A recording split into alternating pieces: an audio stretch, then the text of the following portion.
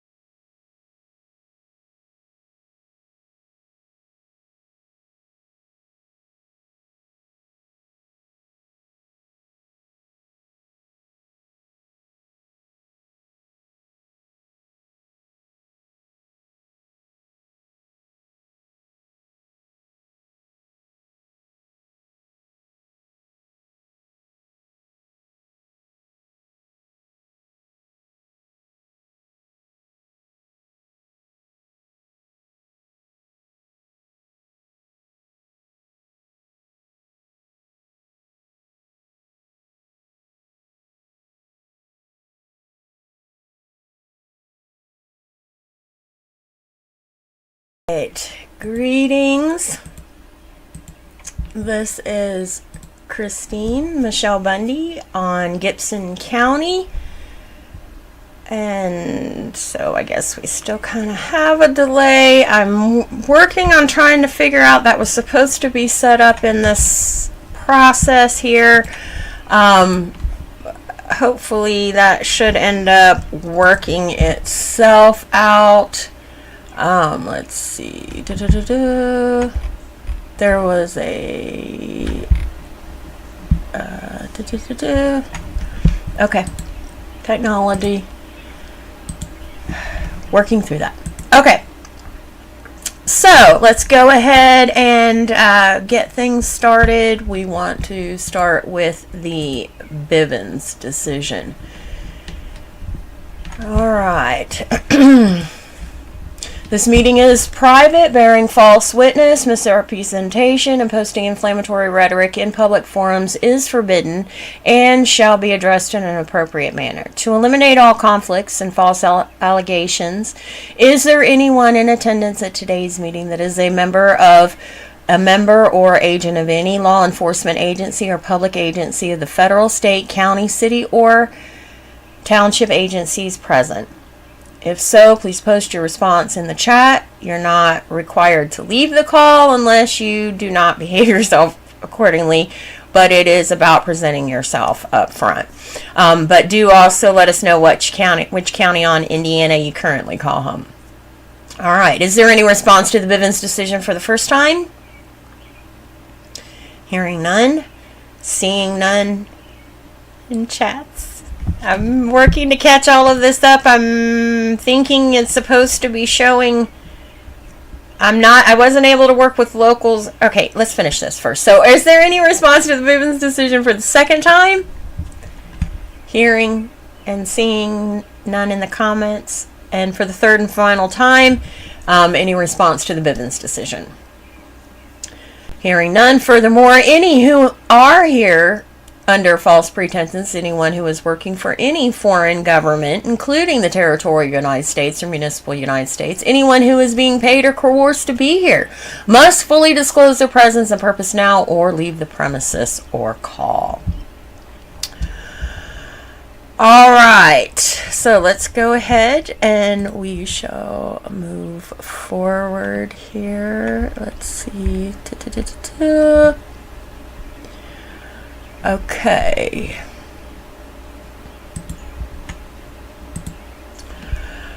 All right, so we're going to be starting a deep dive into the Declaration of Independence, and I really hope everything should be at least.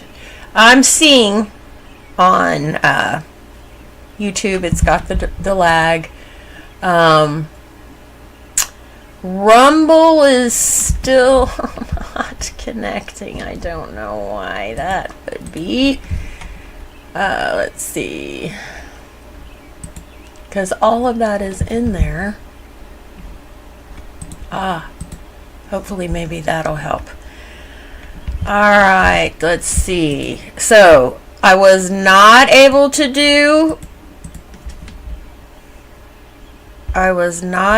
get locals yet because it wants the virtual camera, so I'm not sure it's going to be able to do display either. So we'll see how that goes. Alright, so not sure how this is.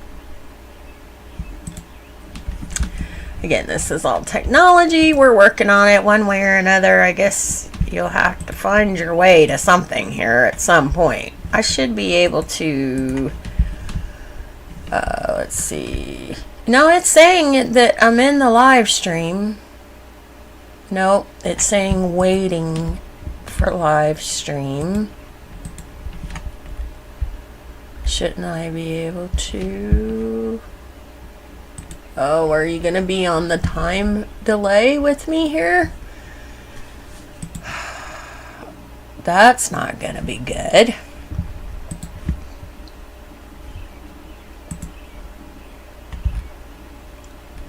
That should have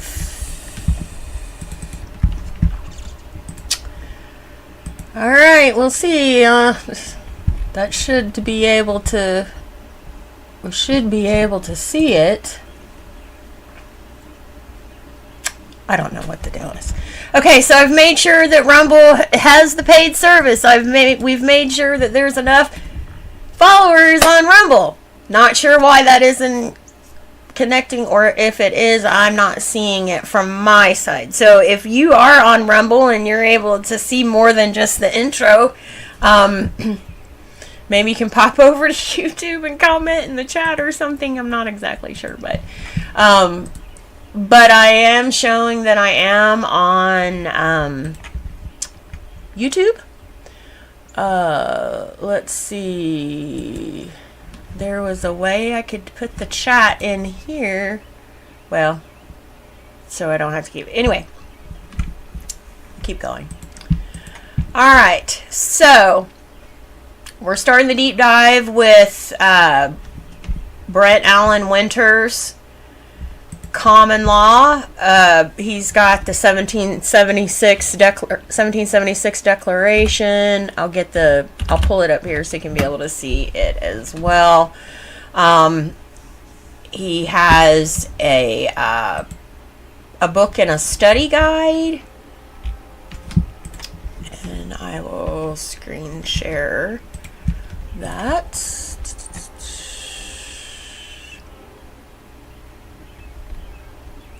There's one that says display. There we go. All right. So here is Brett Allen Winters. You can get the actual hard print book, or you can get an ebook. There's also a study guide. For the assembly, I have the ebook and the study guide so that I can be able to display it here for us. So, train. It is Indiana, so, and it is a rainy day, so, but we'll keep things going here. So let's stop that. I'll go ahead and pull up. We're going to start with the reading, and then we'll go through the questions on the study guide. All right. And screen display. All right, make this a little bit bigger. All right, so Declaration of 1776, and we're going to be going through to the end of page 10 for this, that's the goal, is to get through to page 10 on through this, and then answering the study guides that come with it. Okay. To that one wanting the guts to learn and accept, enjoy, and keep his God-given freedoms. The United States Constitution and Declaration of 76, a common lawyer comments. And here is, which you'll notice, Brett Allen Winters is on Terre Haute, Indiana. So you would, although not directly supporting the assembly, you would be supporting an Indianian. All right, and here are the table of contents for it, and we'll go ahead and get going. And we'll just as this call, not today's call, but each call on Wednesday, we'll just keep going through it. All right, why the United States became its own country. In 1842, a young lawyer set about to find the power that stirred the underfed and ill-fitted American militiamen to dare the odds with their lives against the world's best fed, best equipped, and best trained military forces. British regulars and German Hessians. Thus, he sought out and questioned 91-year-old Captain Levi Preston, veteran of the historic battle at Concord. "Did you take up arms against intolerable oppressions?" he asked. "Oppressions?" relied the old militiaman. "I didn't feel them." "What? Were you not oppressed by the Stamp Act? I never saw one of those stamps. I'm certain I never paid a penny for one. Well, what about the tea tax? Tea tax? I never drank a drop of the stuff. The boys threw it all overboard. Then I suppose you had been reading Harrington or Sidney and Locke about the eternal principles of liberty. Never heard of them. We read only the Bible, the Catechism, Watts' Psalms and Hymns, and the Almanac. What then was the matter? And what did you mean going to the fight? Young man, what we meant in going for those red coats was this. We had always governed ourselves, and we always meant to. They didn't mean that we should. For Captain Preston and his fellow British Americans, self-government meant that each person govern his own thoughts, words, and actions. And as the old captain revealed, such love for self-government grew from an education for freemanship, which shows itself in two books. One, unwritten, and the other, written. The unwritten volume, The Laws of Nature, Blackstone calls general revelation because it shows us the Creator's ordering of power in nature, signs, and seasons. The laws of nature needful for living this life on earth. The written volume, the Bible, Blackstone calls special revelation because it's more personal, revealing nature's God with his stirring words of life. The Almanac, with its yearly reckonings of Creator's signs and seasons, was Captain Preston's friend to the unwritten laws of nature. The Catechism and Watts' Psalms and Hymns were his friends to the Bible.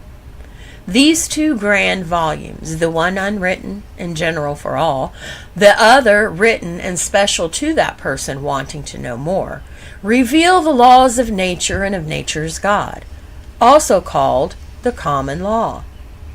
Captain Preston's trusted standard, stirring him to defend to the end his God-given rights and duties to self-governance. Our country never arose from any whole new idea for law and government. As did the framers of Magna Carta, our forebears sought to return the ancient common law principles, and did. Thus, our war for separation from Britain was no revolt against authority, but was rather British Americans' demand that those in power respect common law authority, the laws of nature's God.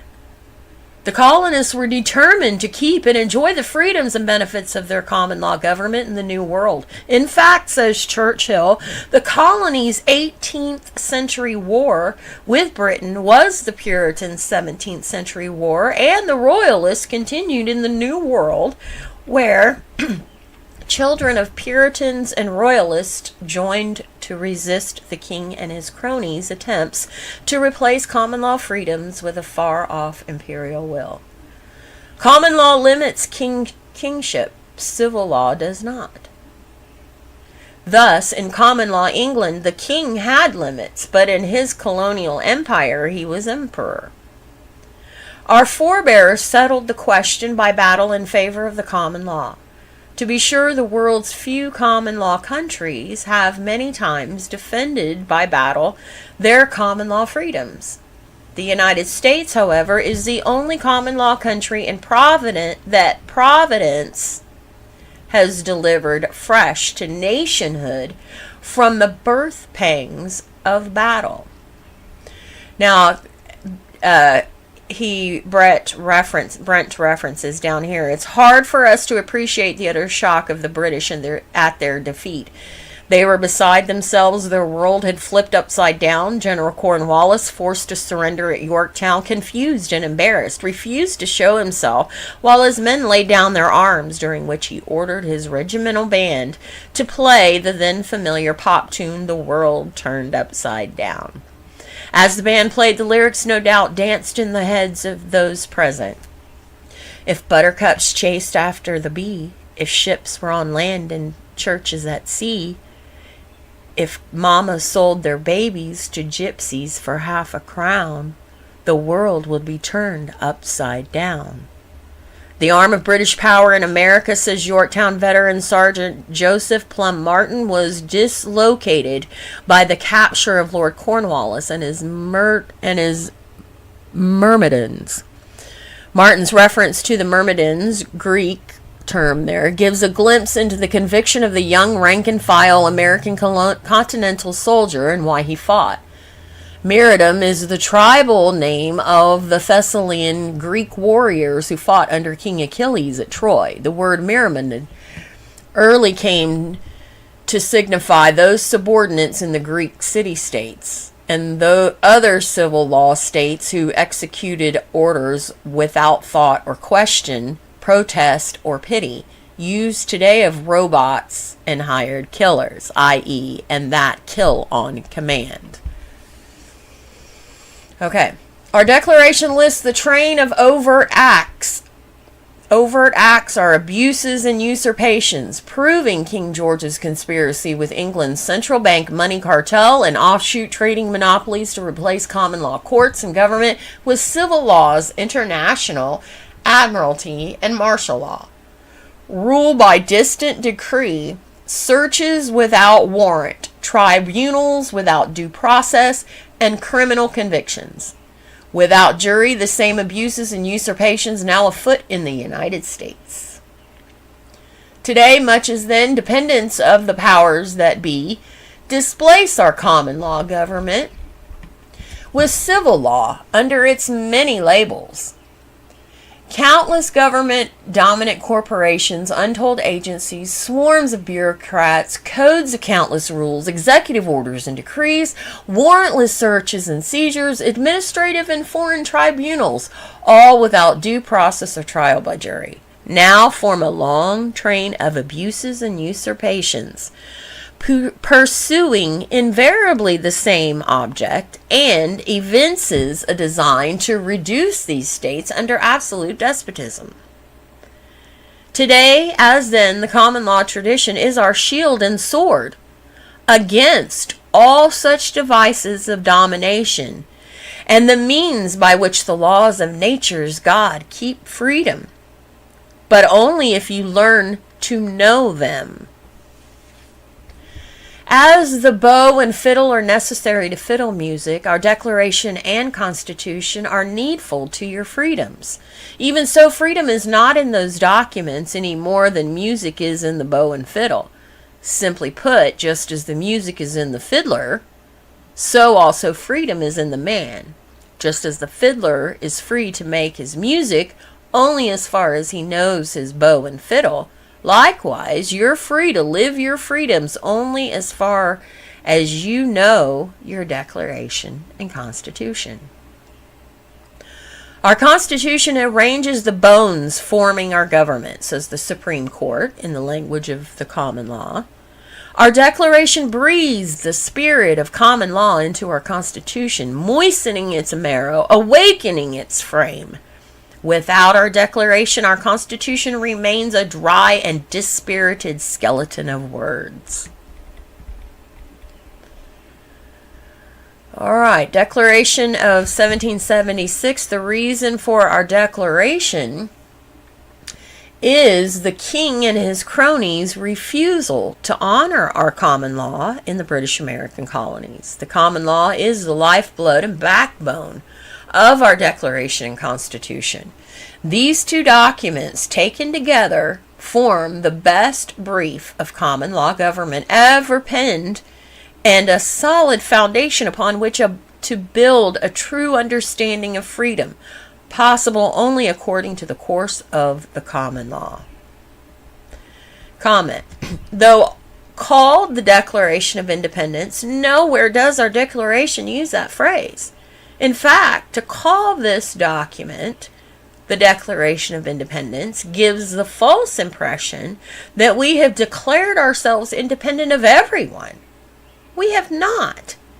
Instead, our Declaration declares our shifting of reliance by shifting our association, loyalty, and trust. First, we declared our shift of association from Britain, freedom of disassociation to associating as States United. A fellowship of secession from Britain's empire, joining forces in common defense, freedom of association.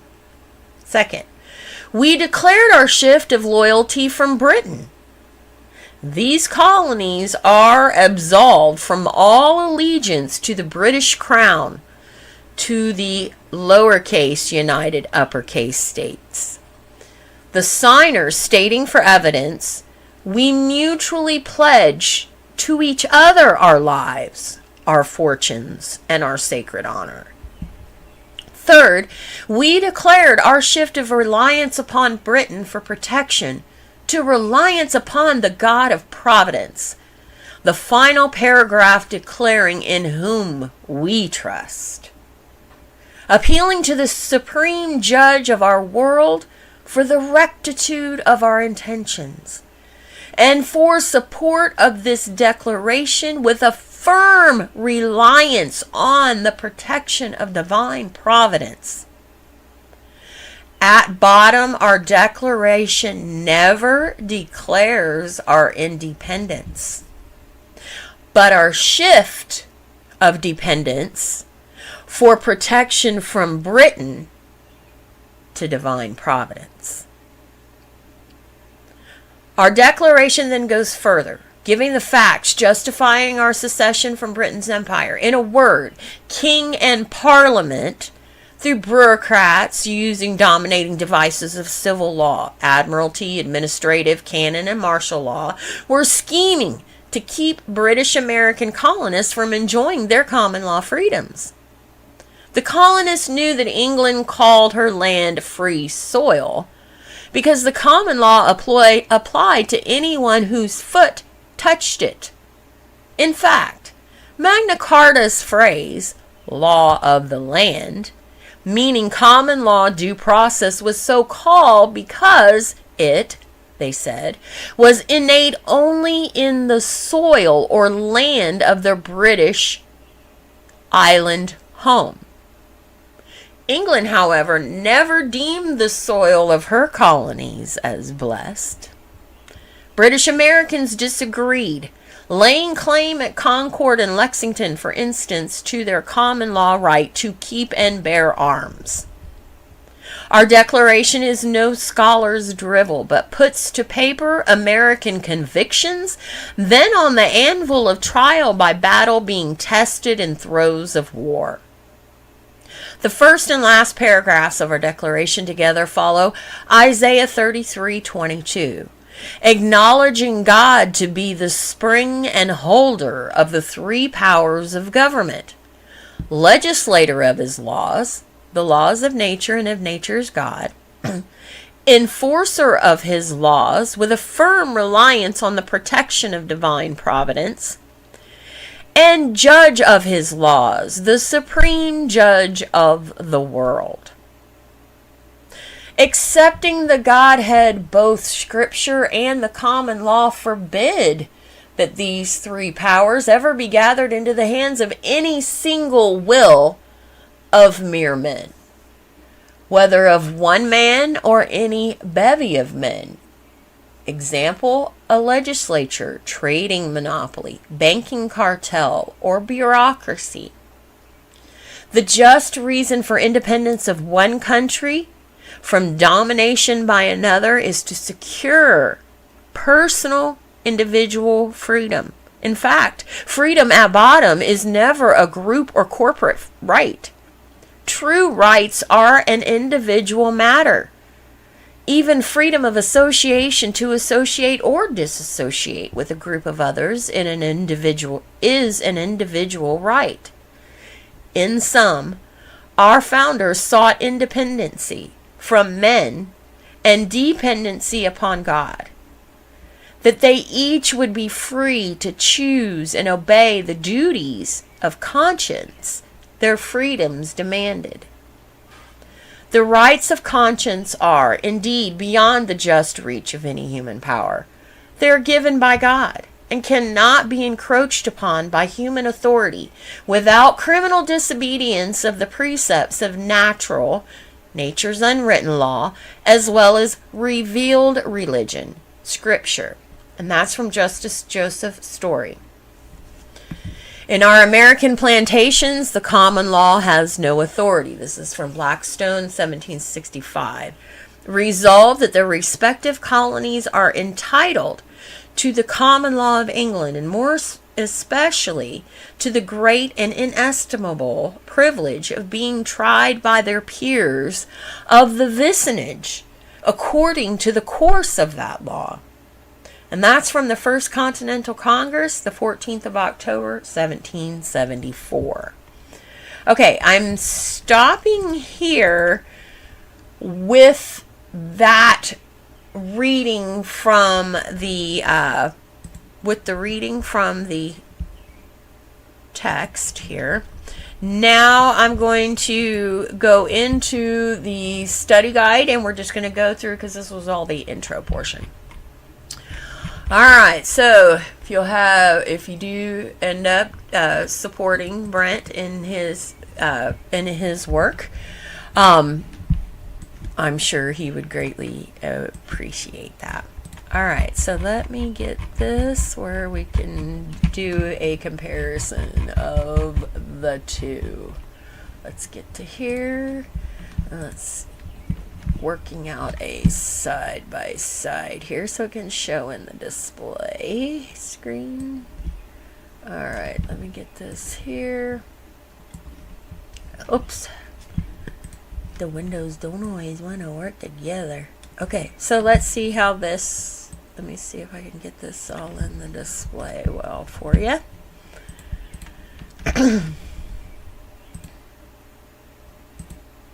All right. Beautiful. Okay. So, with the study guide, all right, so there is a typo here, because as you can see in the text, it has 1842 here in the text, but here it has 1812. So that's an error in here. Okay. So, in 1812 here, but 1842 in the text, it says, a young lawyer set about to find the power that stirred the underfed and ill-fitted American militiamen to dare the odds with their lives against the world's best fed, best equipped, and best trained military forces. This is the British regulars and the German Hessians. Okay? British regulars and German Hessians. Number 2, for Captain Preston and his fellow British Americans, self-government meant that each person, so we'll go past here. Here we go. For Captain Preston and his fellow British Americans, self-government meant that each person govern his own thoughts, words, and actions. Right? Okay, number 3. And as the old captain revealed, such love for self-government grew from an education for freemanship, which shows itself in 2 books, one unwritten and the other written.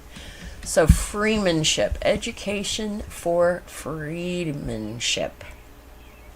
Okay. All right. The unwritten volume, The Laws of Nature, Blackstone calls general revelation because it shows us who the Creator's order of power in nature. The Creator's order of power in nature. Signs and seasons, the laws of nature needful for living this life on earth. Number 5, the written volume, the Bible. Blackstone calls special revelation because it's more personal. Why? It reveals nature's God with his stirring words of life. Revealing nature's God. All right. Then we have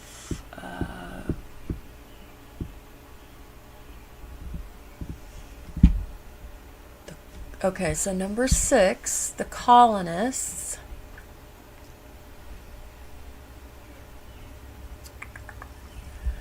The colonists were determined to keep, let's see, I'm finding it in here. The colonists were determined to keep and enjoy the freedoms and benefits of their common law government in the New World. Number 7, our declaration lists the train of overt acts. What are the train of overt acts? Abuses and usurpations. Proving King George's conspiracy with England's central bank money cartel. Aren't we currently in the same situation? What part makes you think any of this that's going on is any different than what was going on at that time? And at what point in time do you step up as a militiaman or woman like at that time? Obviously, we're not going to go there. All right. Number 8, today, as then, the common law tradition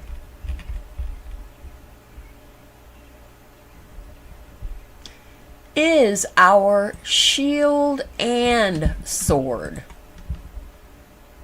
Shield and sword against all such devices of domination.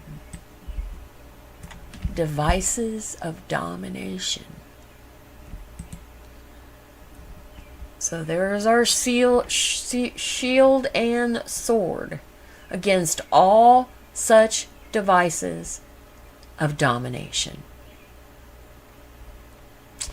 All right, so now we'll get into this intro part here. So, Declaration of 1776.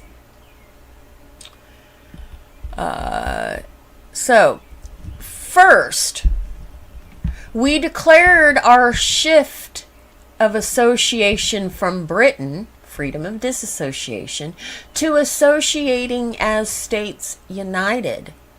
A fellowship of secession from Britain's empire, joining forces in common defense,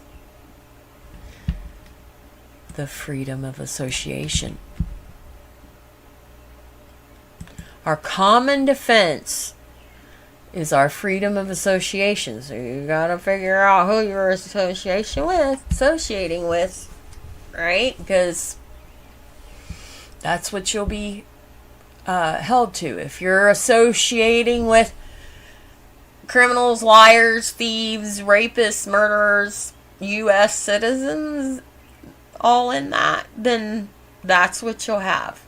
But we have the freedom to be able to decide who we want to associate with. Second, we declared our shift of loyalty from Britain. These colonies are absolved from all allegiance to the British Crown, to the United States. The signer stating evidence, we mutually pledge each other our lives, our fortunes, and our sacred honor. All right. Third, We declared our shift of reliance upon Britain for protection. So before it was on Britain for protection.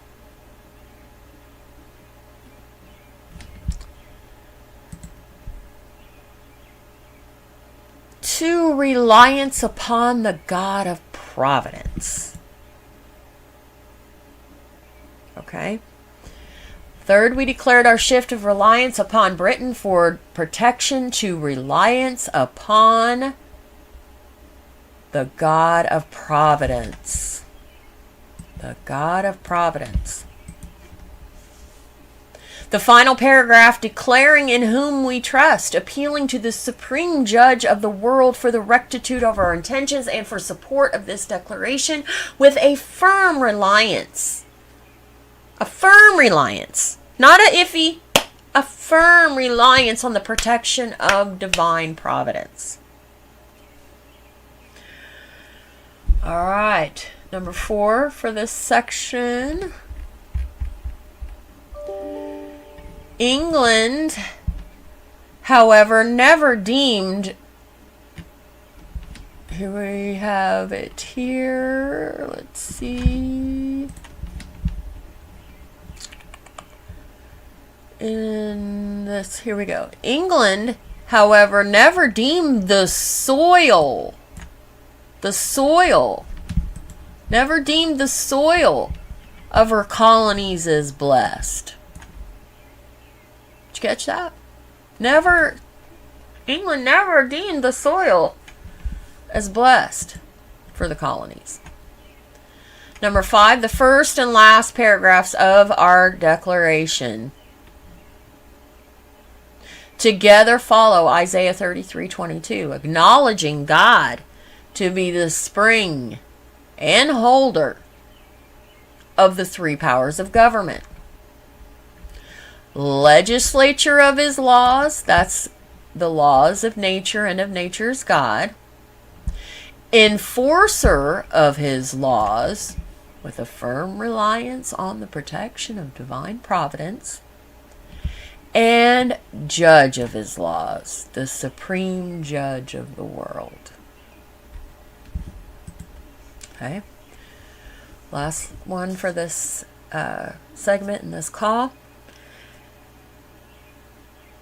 Accepting the Godhead, both Scripture and the common law forbid that these 3 powers, ever be gathered into the hands of any single will